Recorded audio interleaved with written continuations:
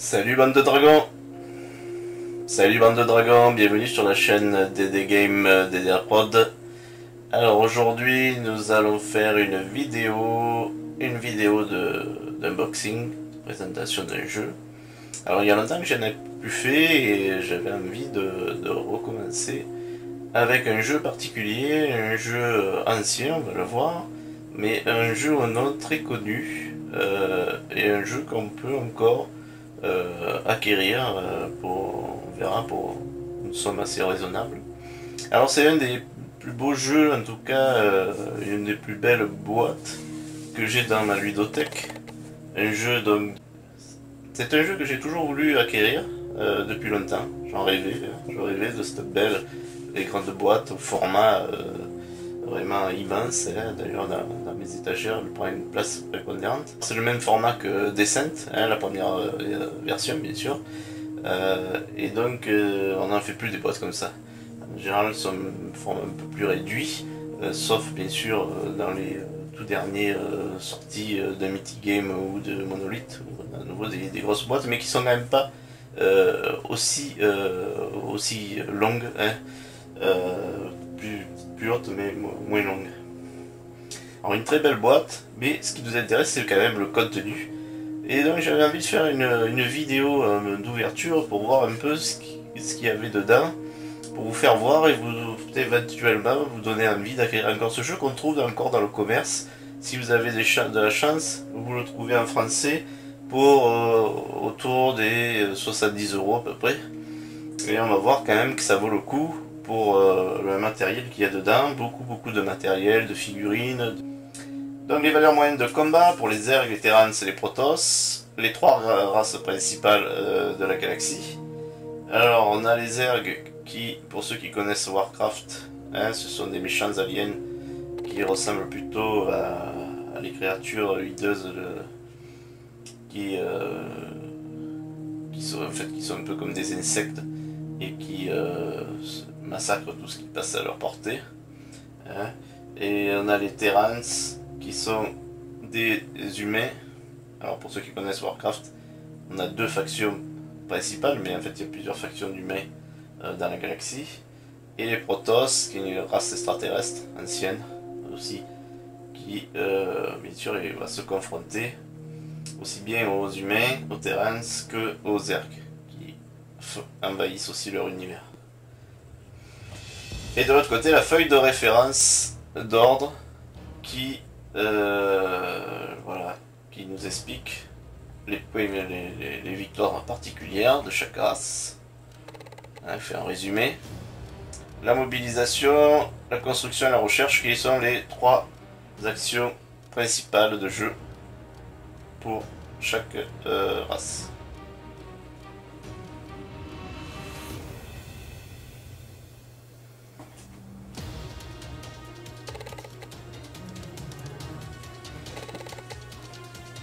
Voilà, donc bon, c'est...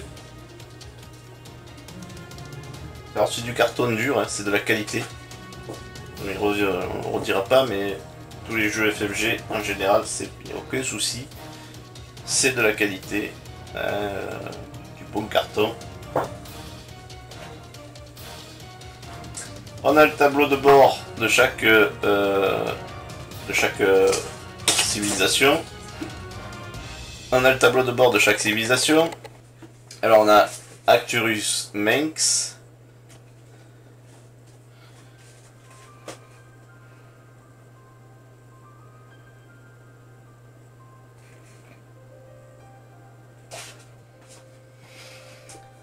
On a Jim Taylor. Non, on a Jim Raynor.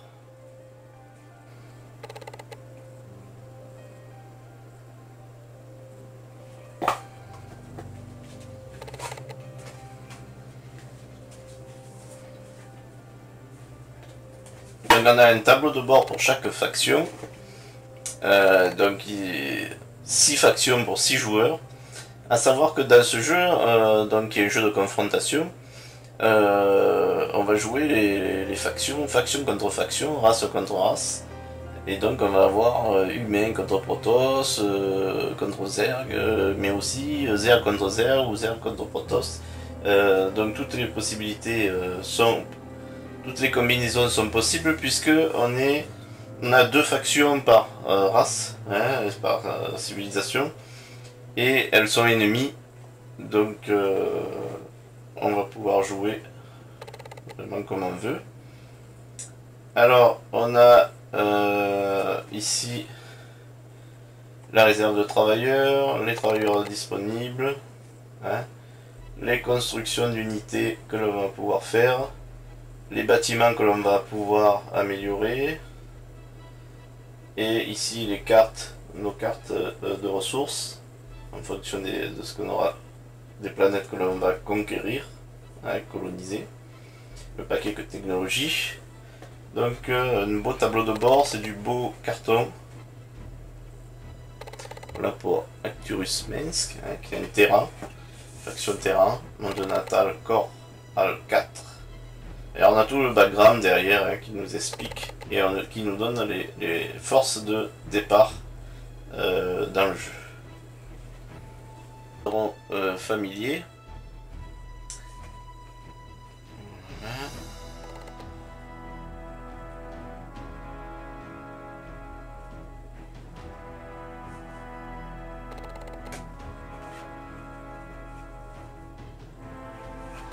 Et là on attaque les races extraterrestres, bien sûr, aliens. Donc là, pour les Protoss, on a Aldaris.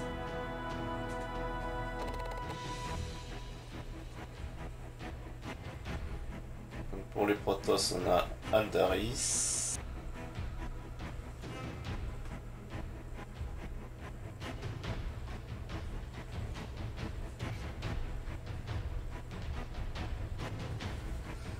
Donc monde natal Ayur, race Protoss avec les forces de départ qui est propre à chaque race. Tassadar, deuxième faction Protoss.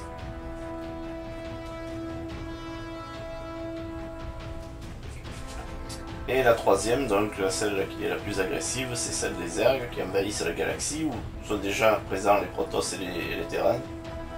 Et donc ce troisième larron vient pour se tailler une place dans la galaxie, hein, c'est un peu une sorte de... un peu comme des insectes nuisibles, hein, comme des nuées de sauterelles qui vont de monde d'univers en univers et qui détruisent tout pour se développer, pour se nourrir. Hein.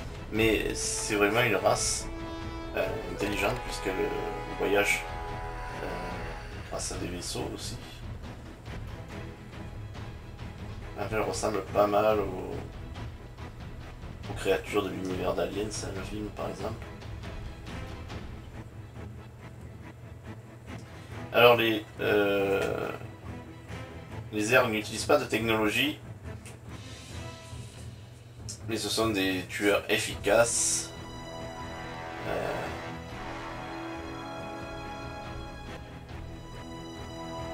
Alors on a l'Overming.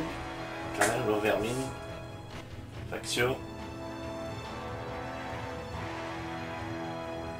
Donc là ça fait de beaux tableaux de bord. Hein. Et la Reine des Lames, deuxième faction. Alors Alors dans l'extension, on n'aura pas, dans Blood War, on n'aura pas d'autres factions, mais on aura par contre d'autres unités. Plus des cartes de héros. Donc voilà la reine des mondes de Braxis.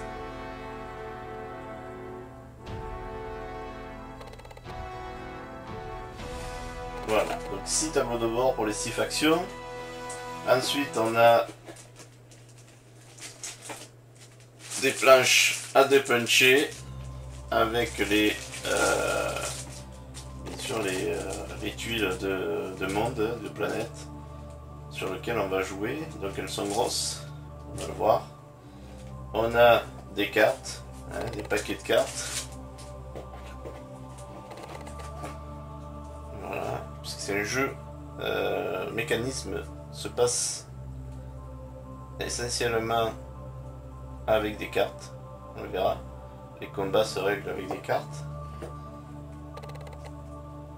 Donc on n'a que des cartes, on n'a pas de dés, on n'a pas voilà, d'autres systèmes. Alors bon, il y a un petit livret de Fantasy Flight Game de publicité, bon ça date un peu maintenant.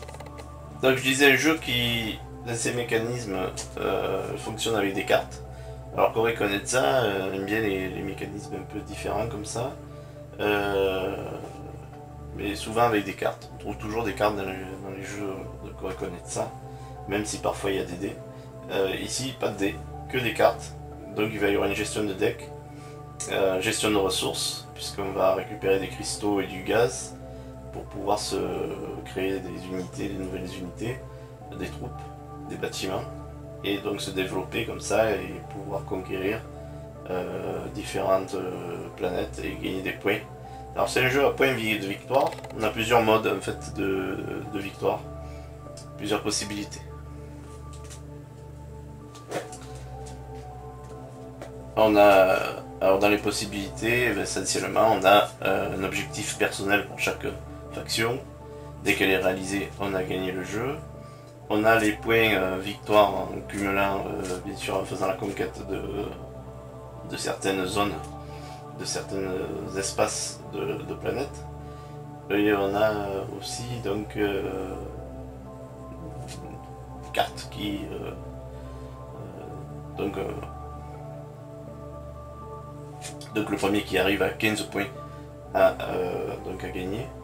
Puis on a des cartes, événements qui arrêtent le jeu quand elles sortent.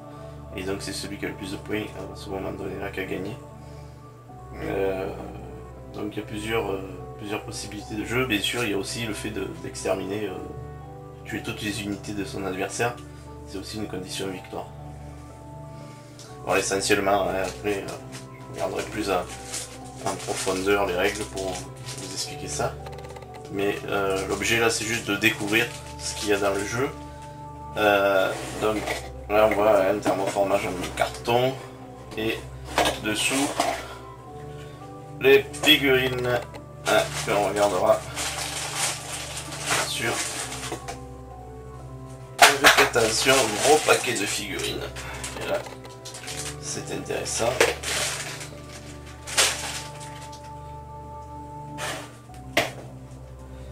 Il y a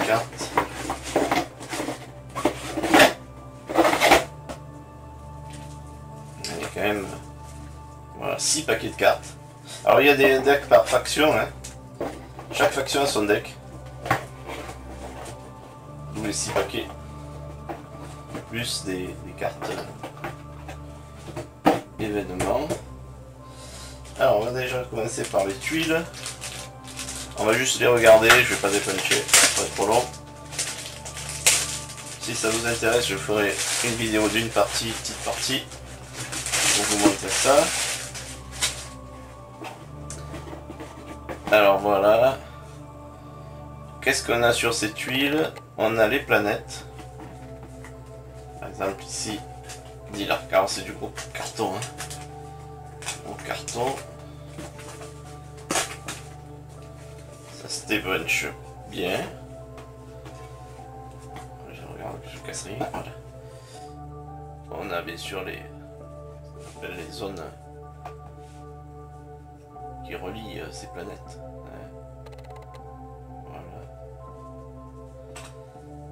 Alors par exemple dealer 4. Dealer 4, voilà, donc on voit par rapport à ma main que donc ça va être l'espace de jeu va être ces planètes reliées par des couloirs spatiaux qui font que le jeu en fait c'est pratiquement comme s'il était en 4 dimensions. On va pouvoir passer d'un espace à un autre. Alors il y a toute une mise en place entre chaque joueur. On va alterner, on va la mise en place pour former une galaxie vraiment unique chaque partie en fonction des choix des joueurs et en fonction des raccordements faits entre ces planètes.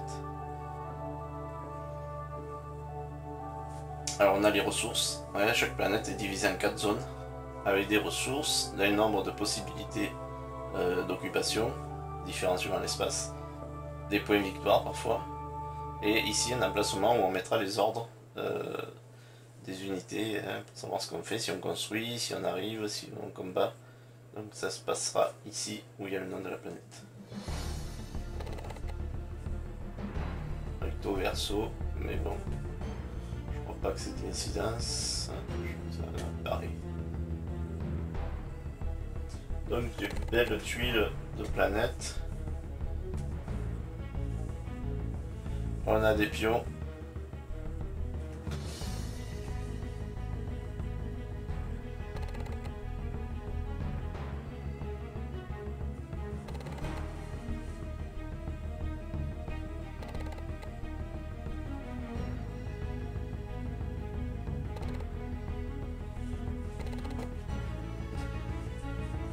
On a des pions d'ouvriers qui vont pouvoir travailler pour recueillir. Des pions d'ouvriers qui vont travailler pour recueillir les ressources.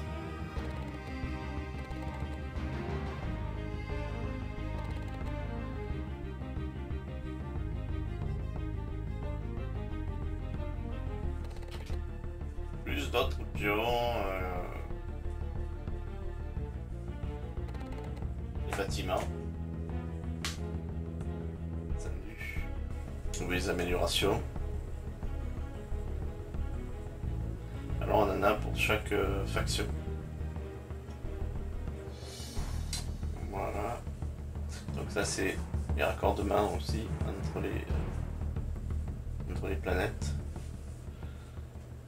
Alors ça ce sont les routes bien sûr pour en 3D. C'est-à-dire que par exemple d'une planète qui est pas forcément raccordée, on va pouvoir accéder comme si on était en 3D en fait dans l'espace, accéder à une planète même si on n'est pas raccordé directement à elle. Ça symbolise les différentes échelles. Alors on a 1, 2, 3, 4, 5, 6, 7, 8, 9 planches de pions et de tuiles. Je vais vous faire voir au fur et à mesure.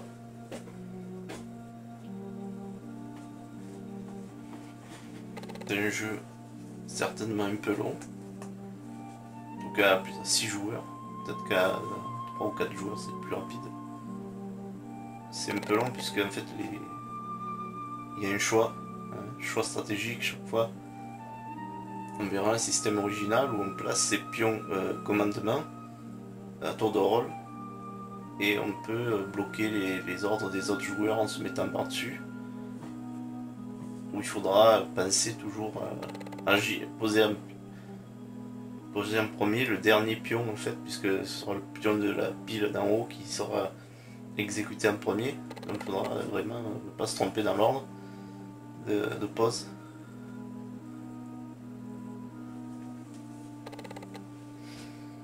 Et puis règlement des combats avec des cartes, donc ce qui est un peu plus long, puisque là on va gérer son deck et choisir les cartes en combat. Donc c'est ce qui fait un jeu riche, mais un jeu un peu plus long en durée de temps. Donc pas spécialement pour les débutants, mais plutôt un jeu pour joueurs confirmés, qui ont l'habitude, qui n'ont pas peur au départ de s'investir un peu dans les règles. mais je pense que le plaisir va être assez important. Beau jeu.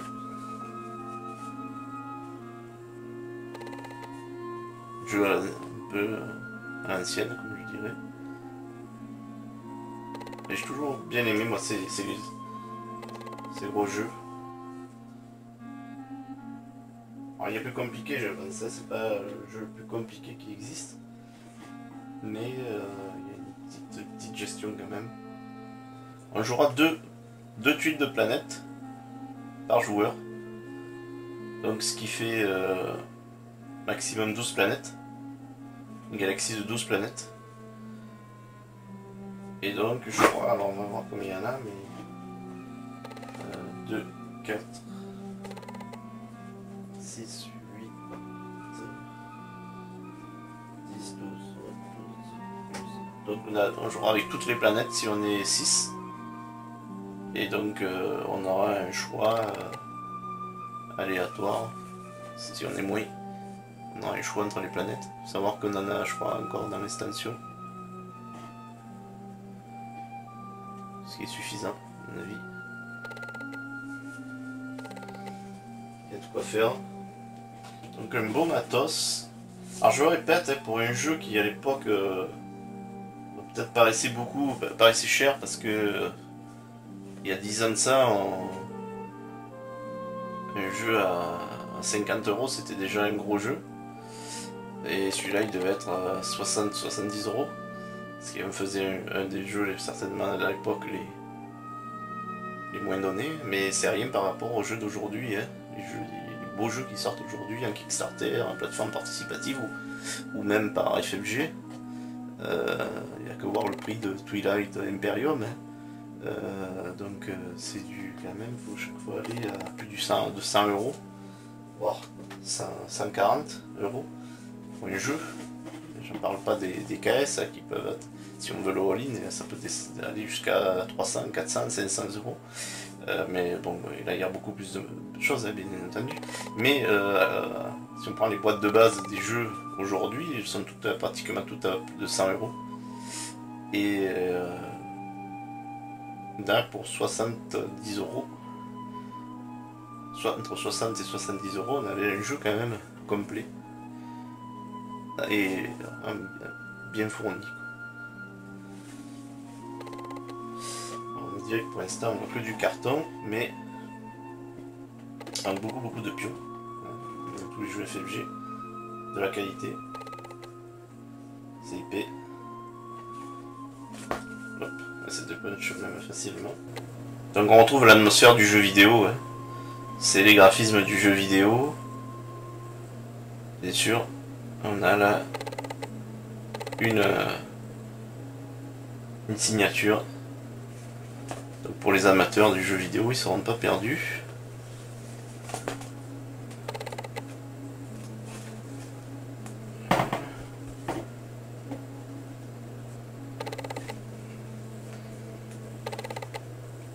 Voilà, pour les planches de pions. Alors, on regarde les figurines pour la fin. On va regarder un peu les cartes. Alors c'est des formats, on va dire, Yu-Gi-Oh! Standard. Peut-être un peu plus fine. On trouvera facilement les sleeves qui vont avec. Voilà donc les cartes. Alors des cartes bien épaisses. Alors on voit que le jeu il est vieux hein, parce que c'est collé. Et là donc avec chaque fois c'est voilà, des dos correspondant aux factions je pense. On va vérifier mais. Ouais. Chaque faction a son deck de cartes, son deck de combat.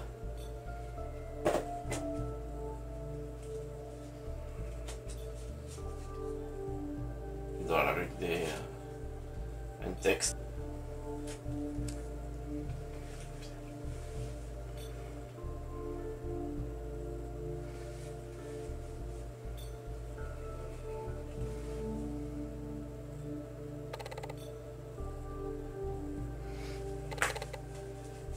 belles cartes. On dirait des cartes à jouer.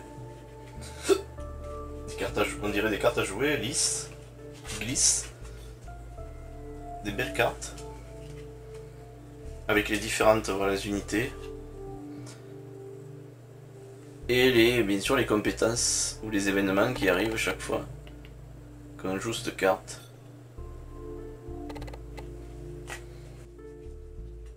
Voilà, donc,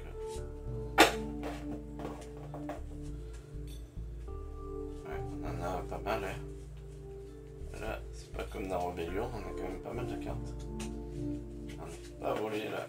C'était l'époque où les jeux, quand même, bon, les gros jeux comme ça étaient bien fournis quand même. Comme dans Ruin War, première édition, hein. Voilà, vraiment beaucoup de matériel. Donc on a 6 paquets de cartes comme ça. Donc ça va me faire des sleeves. Je vais pas toutes les ouvrir.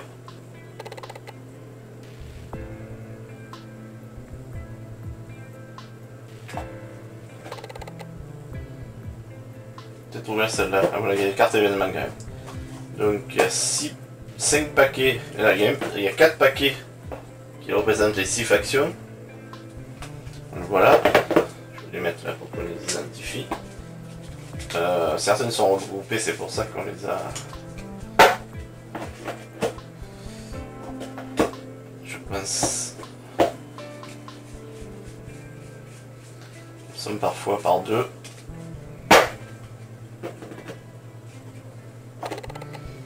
J'imagine que dans ces paquets-là, il va y en avoir 2 chaque fois.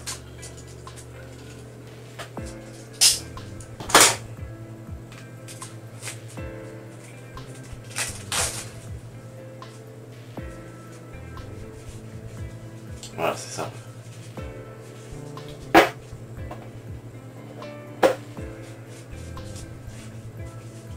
Ils sont mélangés.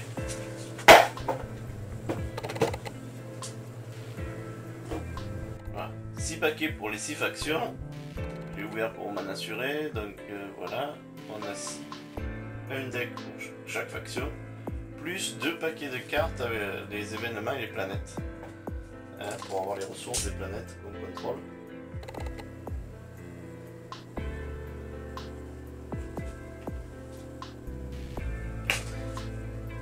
Ok.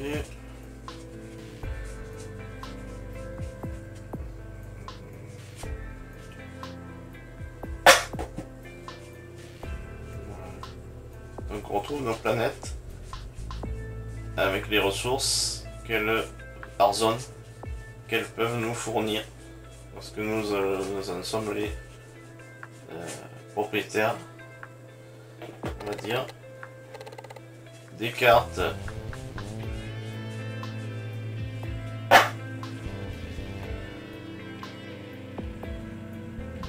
événements visiblement,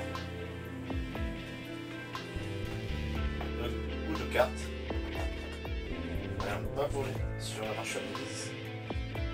Des belles cartes, des costauds, qu'on protégera quand même pour que le jeu dure, il y a déjà 10 ans. Et il nous reste à voir donc les figurines.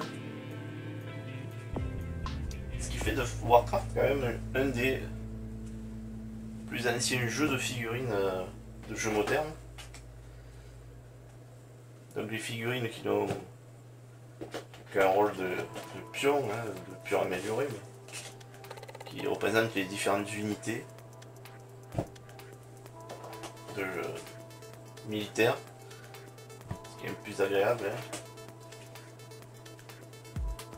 que des pions en carton.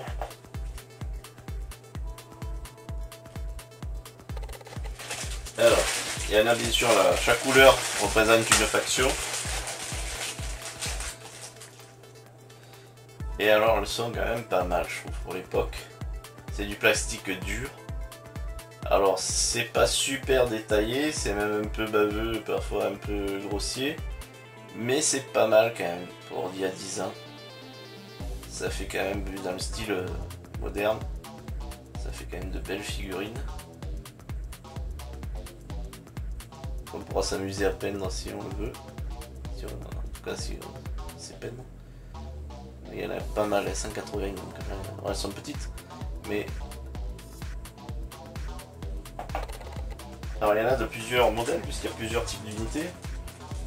Et alors là, chaque faction, c'est des unités différentes. Sauf peut-être celles de la même race, je sais pas, on verra, on contrôlera. Mais on a donc des unités volantes, des unités terrestres, des vaisseaux qui sont sur des socles en plastique, alors pas transparent mais élevé. Ce qui est sympa quand même. Pas comme dans Eclipse où ils sont par terre les vaisseaux. Donc là on a quelque chose de sympa quand même. Un plaisir de jeu encore plus important.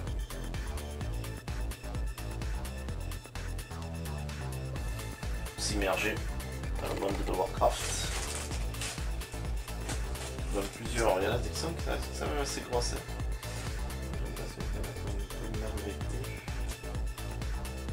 On sera peut-être bien de les peindre parce que je pense qu'il y en a qui ont un peu souffert avec le temps. Mais enfin, elles sont pas mal. Ça fera du charme, on pourra les peindre.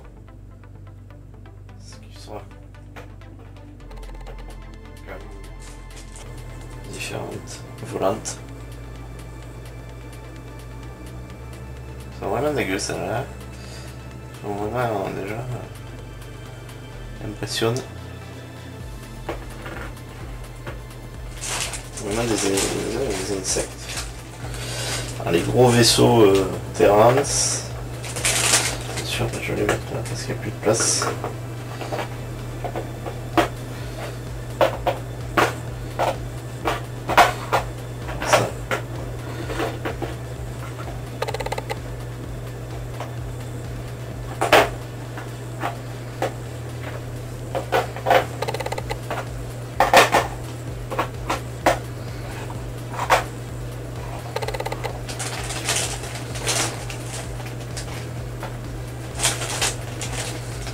Ouais, un petit bonhomme.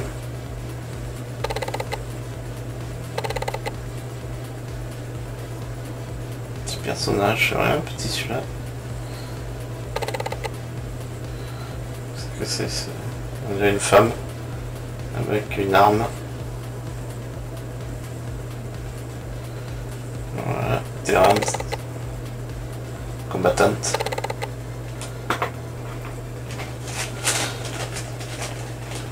Donc on a pas mal d'unités différentes.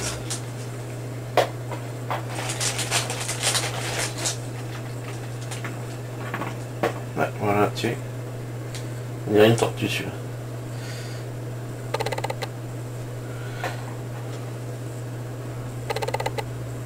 Voilà. Bizarre. C'est unité aérienne.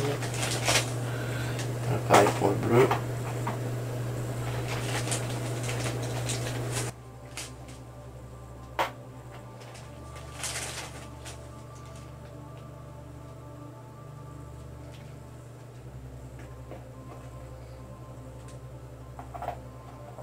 Donc des vaisseaux,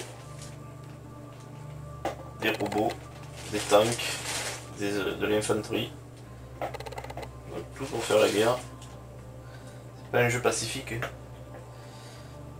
C'est vraiment un jeu de combat. Donc il faudra vraiment dans un 4X. Hein. Il y a de la gestion, mais il y a aussi des combats. Il faut conquérir les territoires, s'étendre pour avoir des ressources. La gestion aussi, faire des... la gestion des ressources est très importante, faire les unités, les bâtiments. Ouh, celle-là elle est belle. Alors celle-là elle est magnifique. Cette unité Xerg, c'est la plus grosse, avec les vaisseaux terrain, elle est magnifique. Vraiment très belle.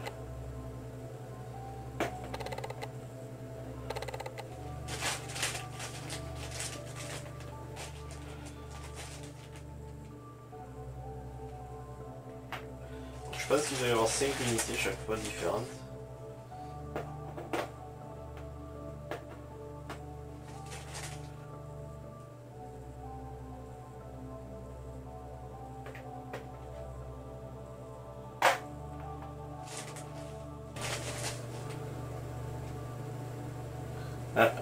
Protoss, orange. Deuxième faction.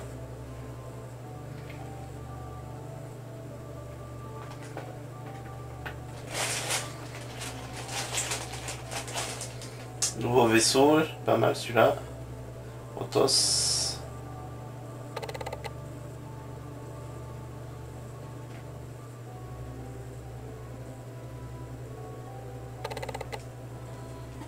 Donc ça vous fait peut-être envie, moi en tout cas je suis très content de découvrir ces figurines et ce jeu. Ça fait très envie de jouer. Et je suis assez surpris, je m'attendais pas à avoir autant de diversité quand même dans les figurines. Même s'il y a relativement peu de détails. Ce sont, je répète, des pions de luxe en fait, hein, puisque elles sont sympas quand même, toutes différentes. Les unités sont différentes, sauf bien sûr dans les mêmes races où on retrouve les mêmes.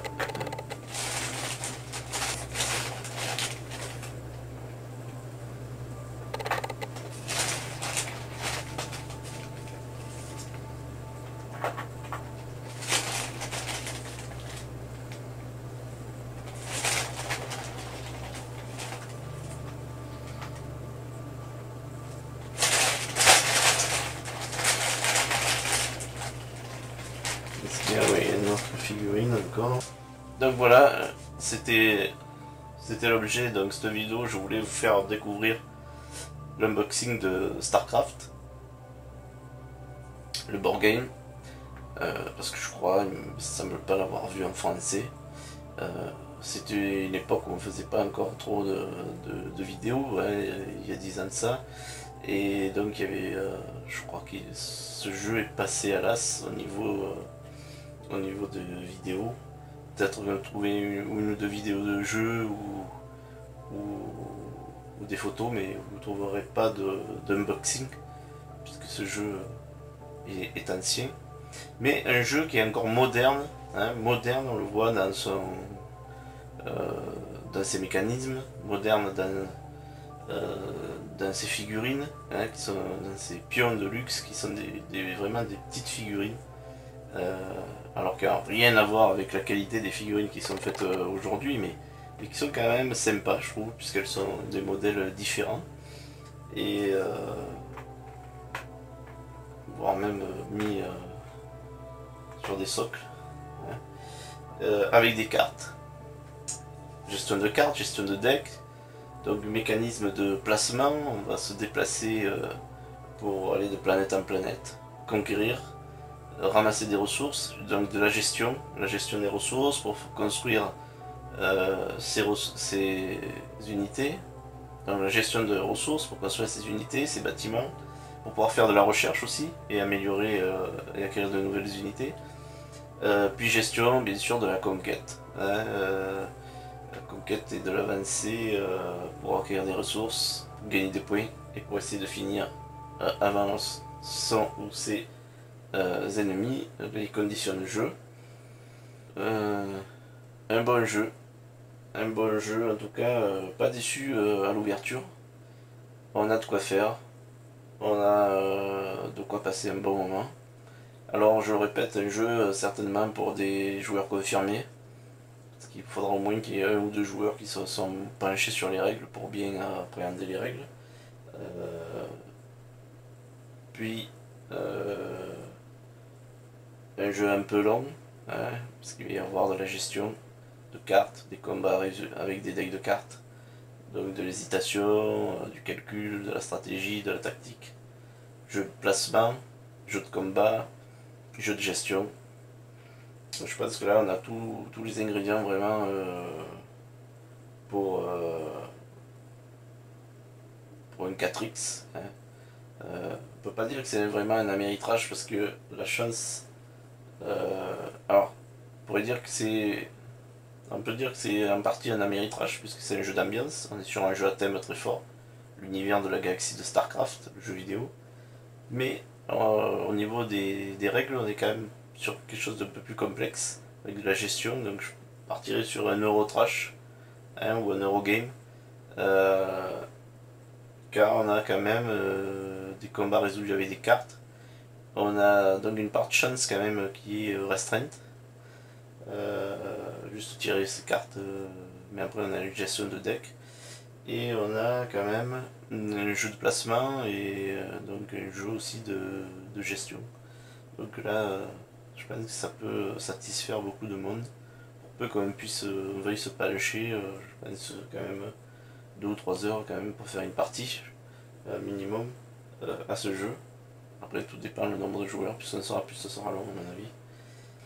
Donc un jeu de Kore Konetsa, un jeu dans l'univers de StarCraft. Voilà, merci, salut les dragons, et je vous dis à bientôt pour une nouvelle vidéo sur DD Game.